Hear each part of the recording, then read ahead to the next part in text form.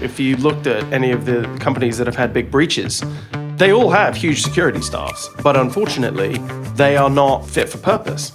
Security as an industry hasn't really done itself a great deal of favors in terms of modernizing. When you, as a company, know that negligent breach can cost you 4% of global turnover if you're doing business in Europe, you will invest in keeping that from happening. There's no technical solution to human stupidity. If we have no sense of a precautionary principle, really bad things can happen. The reason we have regulated industries is because bad shit can happen. Hi, I'm Guy Pojarny, CEO and co-founder of Sneak, and you're listening to The Secure Developer, a podcast about security for developers, covering security tools and practices you can and should adopt into your development workflow. The Secure Developer is brought to you by Heavybit, a program dedicated to helping startups take their developer products to market. For more information, visit heavybit.com. If you're interested in being a guest on this show, or if you would like to suggest a topic for us to discuss, find us on Twitter @TheSecureDev. Hello, everyone. Thanks for tuning back in to The Secure Developer. With me today, I have James Governor from RedMonk. Hello, James. Yeah, hey, Guy. How are you? So thanks for coming on the show. You know, it's been a while. Wanted to kind of get you on. Can you, just to kick us off, tell us a little bit about yourself and about RedMonk? Yeah, sure. I'm an industry analyst, but don't hold that against me. I think that RedMonk looks at the world somewhat differently from the more traditional firms, the Gartners and Forresters and so on. They have a model that is really about client inquiries from enterprises, top-down purchasing, legal procurement, RFP theater, that sort of view of the world that technology is something that is done to the people that actually have to do the work. I think RedMonk is much more about bottom-up adoption, so looking at the decisions the developers are making, that engineers are making, that the admins are making, and increasingly in a world with cloud, social in terms of look at things like GitHub and NPM and so on. The simple fact is that we're not in a world of permission anymore. So it's not to say that the top-down thing is no longer relevant, but there is another way of understanding technology adoption, and we focus on the practitioner view and really see ourselves as sort of developer advocates, practitioner advocates, and would try and encourage, whether it's enterprises, service providers, or software companies, to just do a better job of serving the developers, and then hopefully they'll get better business results. Very cool. Yeah, definitely the sort of the bottom-up version of the Analyst, sort of reach them out. Well, definitely hear about RedMonk all the time, from the sort of language analysis to the presence in pretty much every event, and kind of have the ear of, I think, pretty much any big or even not big cloud provider or dev tooling entity that's relevant there. We've been lucky, I think. As a research firm, to deal with a secular shift is quite challenging. When you're small, I guess it's easier. But certainly, I would say, traditionally at least, a lot of our revenues are driven by vendors. And obviously, some of those vendors are disappearing. I mean, you look at a company like HP, and then you're like, wow, it's turned into HPE. And then like Micro Focus, which is this small Newbury company, is like now buying a big swath of it. Obviously, for the likes of IBM, there are all sorts of challenges. So the fact that we've now got clients that we're doing a lot of work in that are the new generation of companies, I think is super important. I mean, if you're not doing business with Amazon, Google, companies like that, you're not really going to know what's going on in modern software development. So yeah, I think we're in pretty good shape. Cool. So you talk a lot about many things in the world, specifically a lot about DevOps, what's right and wrong, kind of have a perspective around cloud, dev-driven technologies, where do we evolve? So I guess kind of over the course of the next little while, we'll chat about how security plays into kind of all of that world. So I guess as we dig in, what do you see? You look at the world of developers, of DevOps, of sort of companies as a whole. They need to be secure. What do you see as the sort of the biggest problems right now, or like kind of the gaps of where we are versus where we want to be? Well, I think the gaps are really massive. We frankly got an industry that has failed. Security as a separate thing is just not a model that works anymore.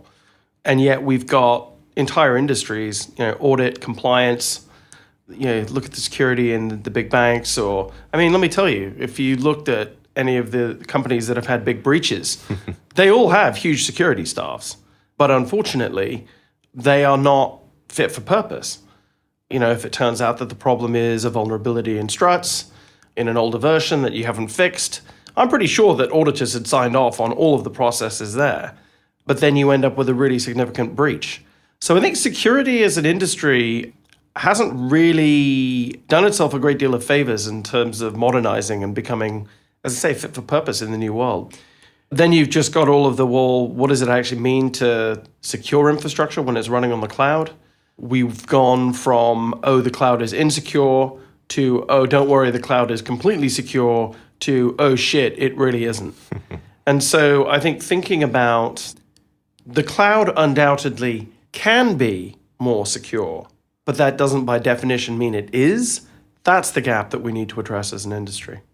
So, I'm totally with you on the need for this inclusive security. Security is everybody's problem. I guess I think of it as the fact that nobody can keep up anymore, right? You've got the developers, you've got the ops teams that are just like, they're running. We're innovating, we're changing stuff all the time. Whatever, move fast and break things, but don't get broken into, right? Don't have a breach, and just sort of nobody can keep up on it. What do you see as like the root causes for it? I mean, why aren't we embracing it, right? Like, why isn't security naturally moving into being at the core? Well, one is that it's hard. I mean, we as a species will tend to optimize for the easiest thing. And nobody has yet made it super convenient and easy to do security. We are lazy. We take shortcuts. It's all the things. Like, how do you develop a personal culture of like staying fit? How can you find a thing that works for you? Not everybody wants to be the gym person. For me, I've found a thing which is that I like cycling to work, and you make sure that some of the time you really boost it. Get your heart racing, and that's going to help you out. But, like all of the things, flossing your teeth, brushing your teeth, the stuff you try and teach your kids to do, how do you sort of make that fun? And basically hygiene factors is just something that we're not good at. So, I think that the in terms of that delta between current behaviors and changed behaviors, we really need to understand how to package and make security, as I say, a simple thing. And, I don't want to get too carried away, but try and make it fun.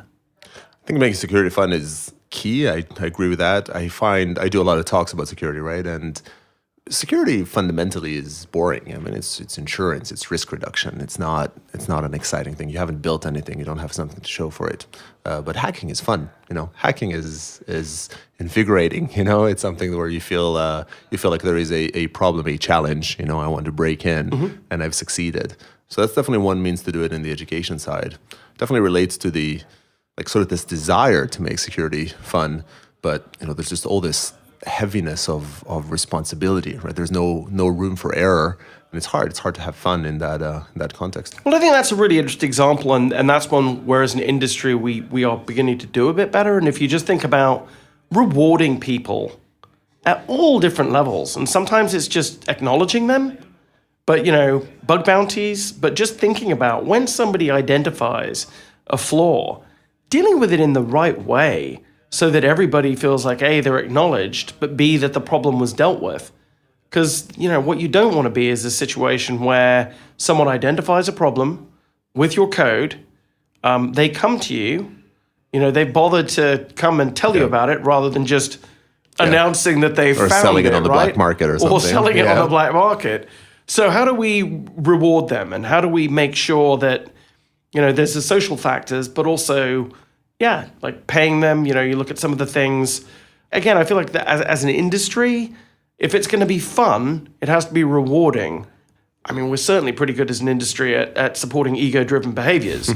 So maybe we need to think about that a little bit more. But definitely paying people for identifying bugs, and if not that, at least do the, hey, it's such and such found this thing, and, send them some socks, for goodness sake, whatever it is.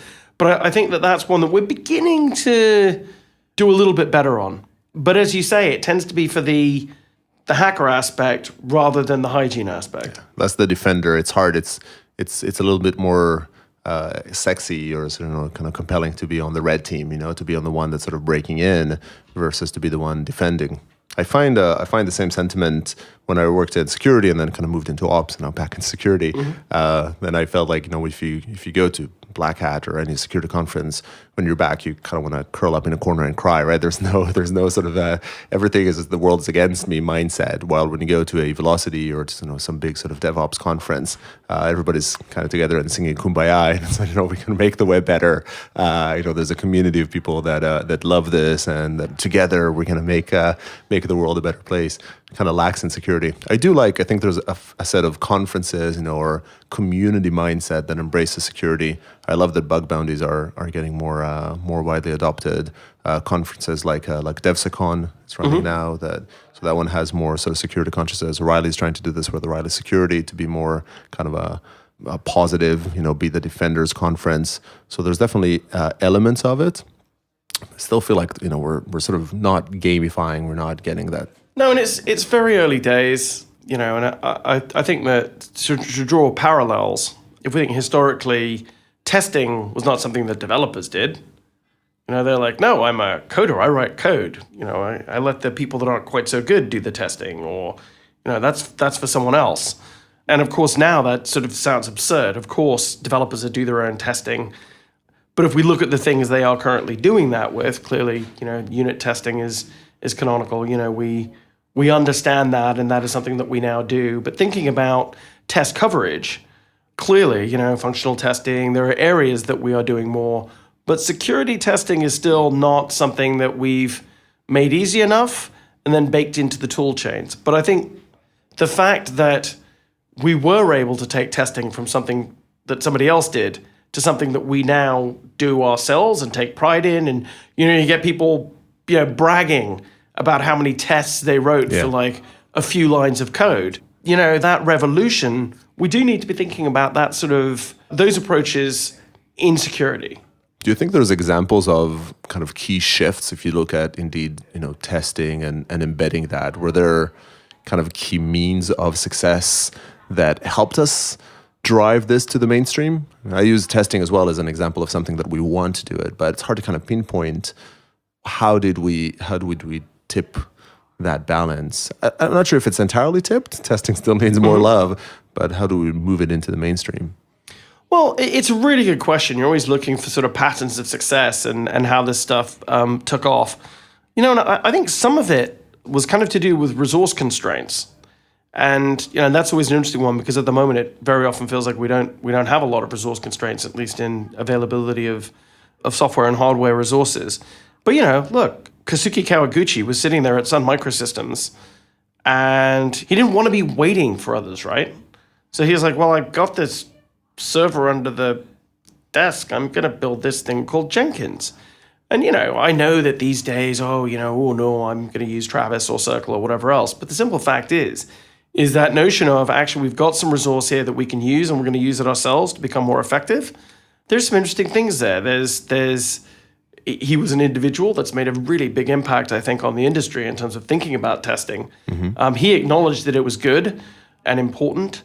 I know that a lot of people are like, wait, the user experience of Jenkins is not super great. But, we're talking about a tool.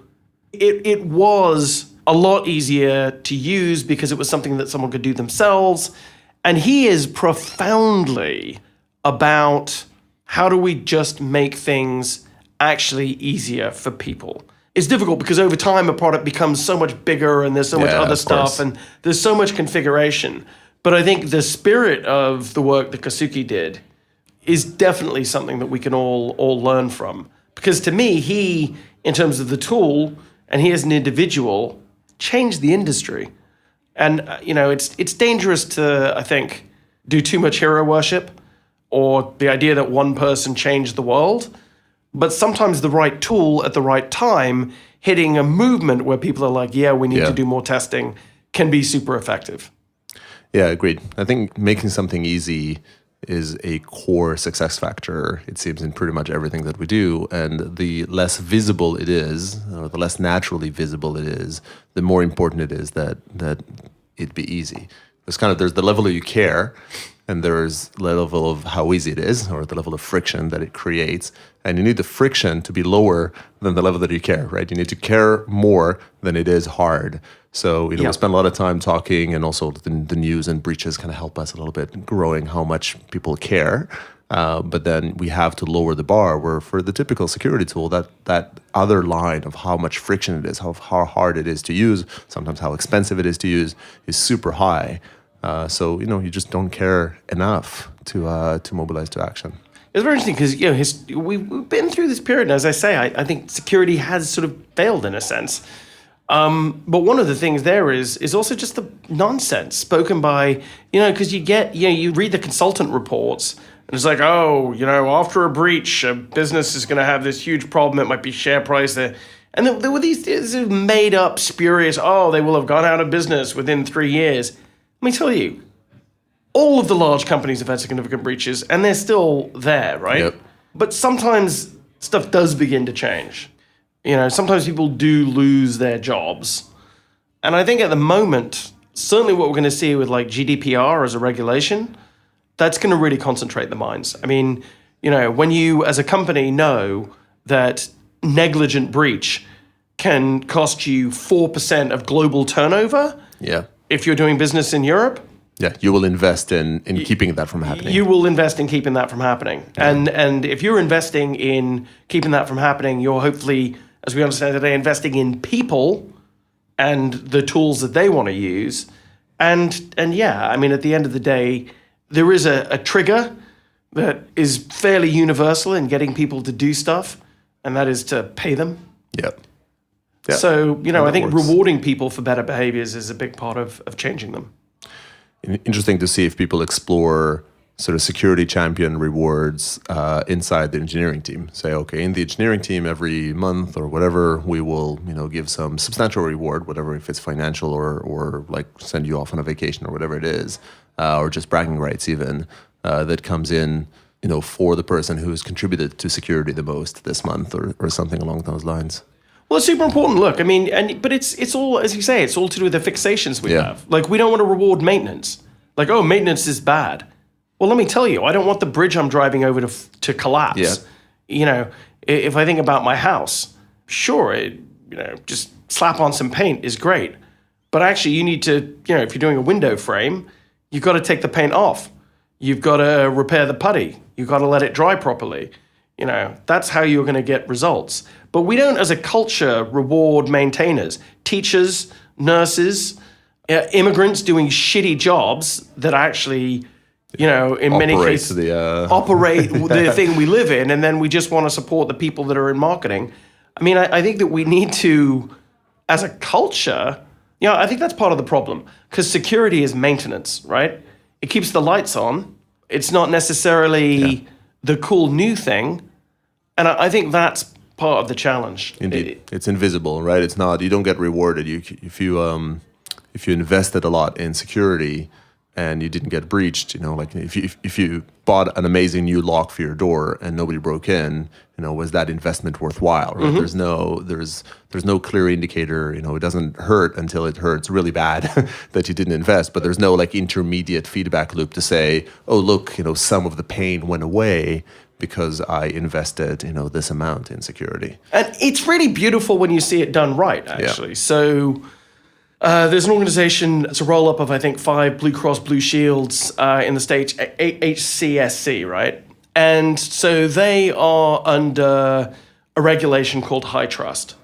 And high trust is difficult because, in a way, it's an old-fashioned standard. It's not amenable to the cloud because auditors need to come in and actually check out the data center, right?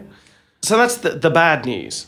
The good news is when you look at the sort of the degree of probity and care and concern that HCSC is applying to that medical information, that's really good to see. They have a culture of, they don't just go, oh, okay, we've got high trust, so we're okay.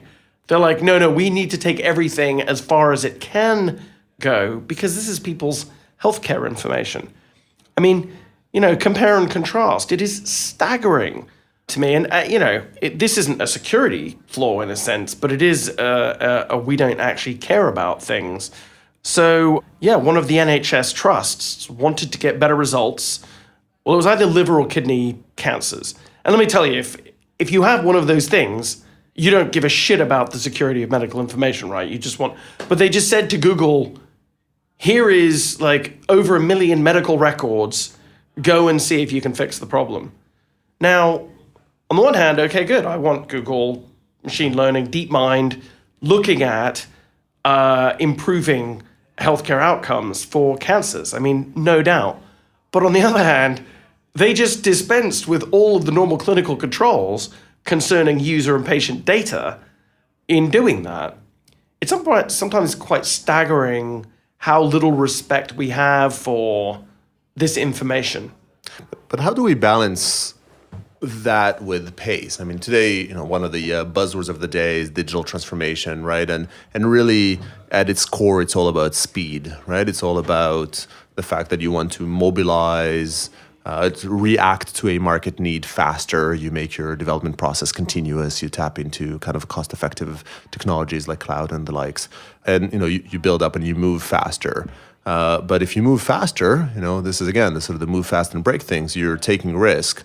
We've climatized, or sort of we've accepted the functional risk of it in the DevOps mindset, right? So it's okay. The gain from moving faster and seizing an opportunity is greater than the occasional risk of having broken something and it didn't work, right? Your system went down or system. Granted, you also need to do what you can to prevent that from happening. But security is not as forgiving. You can say, no, listen, I moved fast, and once every year or two I'll get broken into and my data will be stolen. I guess, how do you balance, this sort of healthcare organization, this sort of Blue Cross Blue Shield mother company, with they will get obsolete if they don't move at the pace of the market and adjust their offerings. I mean, how do you see? Do you feel like there are some core guidelines? Is it always a judgment call? Where do you think we sit there? Yeah, I mean, that's a fantastic question, and we're certainly under pressure to move more quickly. We all are as organizations, but you used the phrase move fast and break things a couple of times, right? And that's famously a Facebook maxim. Well, they literally broke democracy, right? And we're still feeling those repercussions. And so quite interesting today. I think the U.S. Treasury is applying some sanctions against the Internet Research Agency in Russia, right? So I'm a little bit cautious of don't worry, it'll all be okay, because that was, hey, it's just social information. It's just Facebook, right? And yet the law of unintended consequences means that if we have no sense of a precautionary principle, really bad things can happen. And, the reason we have regulated industries is because bad shit can happen. I was looking at pictures earlier this week. Someone had just posted some beautiful pictures of exploded steam engines, with all the pipework just splurging out like a Cthulhu, because it's like this spaghetti of pipes, right? And they're beautiful, but you wouldn't want to be the person driving that, right? Yep. And if we think about boilers, regulations around boilers, I want that. Yep. You want to keep that from happening in your house. Yeah, I don't want that to happen in my house, right? I want strong regulations about carbon monoxide, making sure that we have regular audits of boilers and stuff like that. I want a certified professional and here's me doing the opposite side. I said security failed, but I still want a certified professional to deal with those things. So I think that it sort of gets to maintenance. And speed is great, but I think that again, as a culture, would it really hurt to just take a step back and say, actually, it's probably a good idea to do this right. So does HCSC get obsoleted because Google isn't held to those standards? I don't know, but I'm still actually glad that's there. And as I say, GDPR is going to be a complete shit show. It's going to be some US company is going to complain that this is just the EU trying to mess up US companies. There's going to be legal problems. People will go out of business. It is going to be a mess. But actually, the ideas of, right to be forgotten, you may sort of disagree with it, but, privacy is becoming important again. And I think almost that as a driver for security becomes absolutely key. And so speed is important, but just as a culture right now, I think it would be good to take a step back and say, actually, let's reintegrate security into everything we do. Let's have some ownership of that. Would it really hurt to just move a little bit more slowly? I think the problem, or maybe I would say I think the opportunity lies to an extent in new foundations, new best practices, new tools that allow us to walk that line a little bit better. When we kept kind of referring to Google here, and in a sense, I would kind of venture that Google's security is probably no worse, if not better, than that Blue Cross Blue Shields company. And maybe I'm wrong. I know it's just like a loose statement, but it's definitely pretty darn good, right? It's not bad. No, not implying otherwise. But when you look into why, why would you think that that's the case? It's not because they have larger security teams. They do have large security teams, but I would wager that they don't have larger per capita, per employee security teams as compared to those healthcare companies. But what they do have is they have full-on foundations of just how software is built, constraints built throughout the system, tooling and automation that just makes security something that is core, but still merges that in. That applied a different constraint, which is the thresholds to be able to be an engineer in Google is maybe higher. Like it might constrain them from growth in that sense. But fundamentally, it's almost like the hope, the holy grail to balance these two, super desirable outcomes, right? Of like securing my data, but moving fast. It really comes back to technology. It comes back to the changes, the substantial changes that have happened as part of, enabling DevOps or enabling cloud to just move some responsibilities to be a part of the fabric of what it is that we're building. I guess one of the key questions is, what does that look like from a security? I think we get like a portion of it we get in cloud, right? We get in serverless offloads, a whole bunch of security concerns from you, but there's others that, are there and they would get emphasis. But there's some concerns that move off it. The right tooling inside the application, whatever, like key management systems help deal. It is a technology that helps not quite fully alleviate, but simplifies, makes it easy. So maybe it comes back to your kind of core point, which is if we had a way to make it easy, we wouldn't need to create too much of that balance between the moving fast. And, look, I'm not here to say nice things about SNCC, right? Yeah. But the simple fact is, if we think about the way the world works now, everything is pulling down a package, integrating it to build a new thing. So I need lightweight tools that are able to inspect and understand the dependencies to make sure I don't mess things up. So, you're doing good work there. We could look at some of the works that we're now seeing from Tidelift and the libraries.io folks. These are good approaches because they map to the way that modern developers are thinking about building software. So, I think definitely tying into, or at least understanding that is the way software is built now, we're beginning to identify, actually, here are some best practices. Like, you should not be deploying software if you have not used a tool to understand what's in it.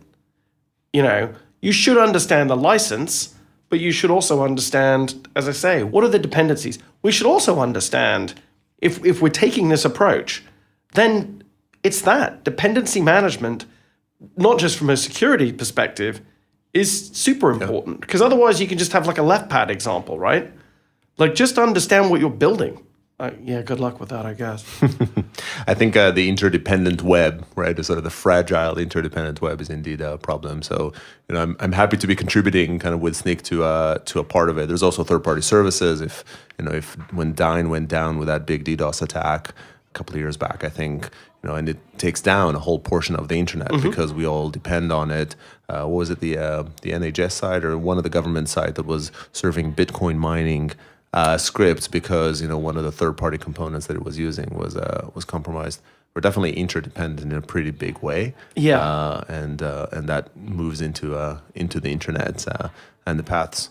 But hopefully that's another area where these tools brought us up. These interdependencies is the reason we move fast. It's the reason we create the wonderful technology and enables us to do this podcast and record around. and also to your point, look, I mean, sometimes it's the pain that makes us do better things. I mean, if you have a heart attack, chances are much higher you're going to give up smoking, right? Yep.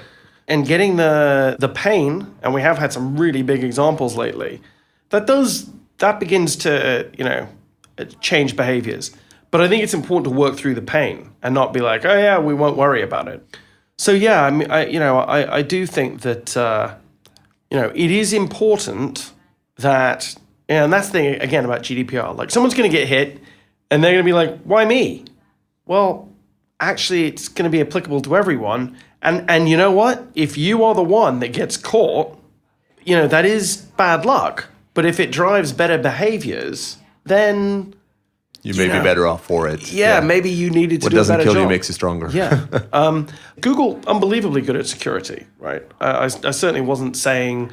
I just meant this deep mind thing. If somebody just gives them data to do what they want, then of course, it is what it is, right? They're not held to the same compliance and regulations as well, so that's also a factor. But I think that what we do need to do in making things easy and finding automations and the right tools is helping security for the 98%, right? Because, or it's even more than that. I mean, Google, Facebook, those folks, the engineers that they can hire, the amount of money they can throw at this, most people really struggle to do that.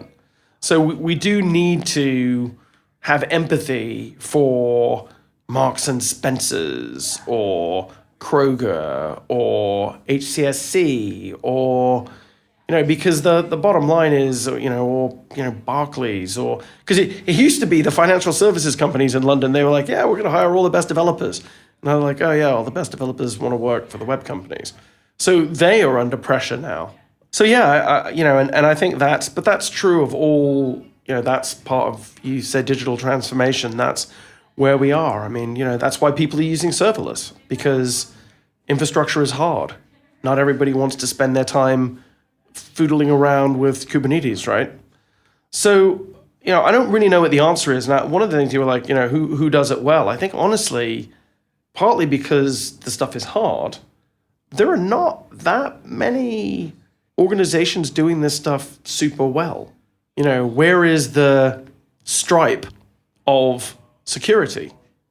And arguably there kind of isn't one. Nobody has yet done such a magnificent job of documentation, developer experience, that everybody's like, oh yeah, when I'm developing an app, I know I'm using that. I mean, there is a missing thing at this point. I think there's a whole new breed of developer-focused security tools that needs to come in. Of course, security is not one thing, right? Like security is kind of this whole, it's like operations. There's not one operations tool. There's specific segments of it. But hopefully like this whole sequence of tools that come in that operate in that fashion, right? That help us build. But developers need to be given the budget to use those tools. And the right? time. Because at the moment, it's still security is off to the side with all this money that they're spending on ridiculous firewall products. Some of that money needs to be taken out of the hands of those organizations and driven into development and engineering so that it can begin to spend that money on third-party services that help them make more secure software. Indeed. So we've been chatting here, and I've got all sorts of thoughts, but we're already far longer than planned. I want to ask you one question that I try to ask every guest that comes on the show, which is, if you had one suggestion or one pet peeve that you have around the security space, like one practice that you would want people to embrace or stop doing, what would that be? A pet peeve. I think it is probably something around, forgetting the most basic thing, which is that, you can do all you want with tooling, everything else, but, the truth is the easiest and best attack vector is always humans. And we're so prone to social engineering. And I think security has to be about risk management and understanding those risk factors. And sometimes it becomes too much about, we'll come up with a technical solution. There's no technical solution to human stupidity, right?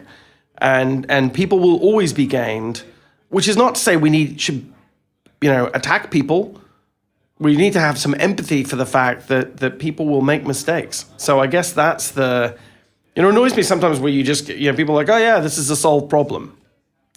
Truth is, there are no solved problems. Yeah, indeed. Humans are often the weakest link, and that's going to be reality, so we need to deal with it. Cool. Well, thanks, James, for coming on the show. There's a whole slew of things to get you back on it to chat about some more things. The good thing is that you're about 100 yards away, so that should be too That definitely helps. So thanks for coming on, and thanks, everybody, for tuning in. That's all we have time for today. If you'd like to come on as a guest on this show, or want us to cover a specific topic, find us on Twitter @TheSecureDev. To learn more about Heavybit, browse to heavybit.com. You can find this podcast and many other great ones, as well as over 100 videos about building developer tooling companies, given by top experts in the field.